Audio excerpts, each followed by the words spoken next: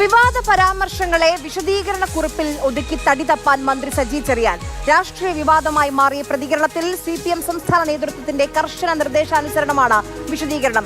മാധ്യമങ്ങളെ പഴിചാരിക്കൊണ്ട് തുടങ്ങുന്ന കുറിപ്പ് പ്രസ്താവന പിൻവലിക്കുന്നതായി പറഞ്ഞാണ് അവസാനിപ്പിക്കുന്നത്.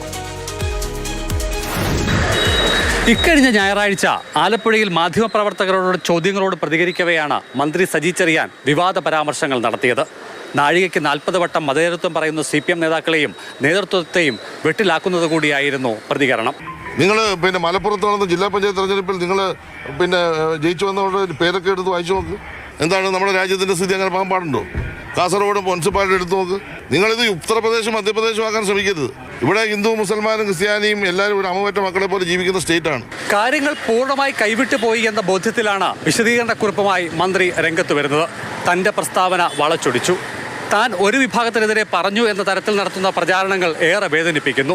എല്ലാ മനുഷ്യരെയും സ്നേഹിക്കുകയും അവർക്ക് വേണ്ടി പ്രവർത്തിക്കുകയും ചെയ്യുന്ന തന്നെ വർഗീയതയുടെ ചേരിയിൽ നിർത്തി ചോദ്യം ചെയ്യുന്നത് സഹിക്കാൻ ആകുന്നില്ല.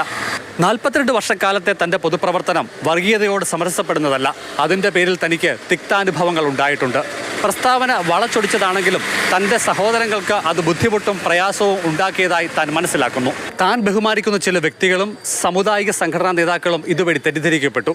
ആർക്കെങ്കിലും പ്രയാസമോ വേദനയോ ഉണ്ടായിട്ടുണ്ടെങ്കിൽ താൻ നിർവ്യാജം ഖേദിക്കുന്നു. താൻ തൻ്റെ പ്രസ്താവന പരിപൂർണമായി പിൻവലിക്കുന്നു എന്നുകൂടി ചേർത്താണ് വിശദീകരണക്കുറിപ്പ് അവസാനിപ്പിക്കുന്നത്. ആദ്യഘട്ടത്തിൽ വാർത്താസമ്മേളനം നടത്തി കാര്യങ്ങൾ വിശദീകരിക്കാനായിരുന്നു തീരുമാനമെങ്കിൽ അത് കൂടുതൽ പ്രയാസങ്ങൾക്ക് വഴിവെച്ചേക്കാമെന്ന ചിന്ത തന്നെയാണ് കാര്യങ്ങളെ വാർത്താക്കുറിപ്പിൽ അവസാനിപ്പിച്ചത്. CK Abhilal, Mathrubhumi news.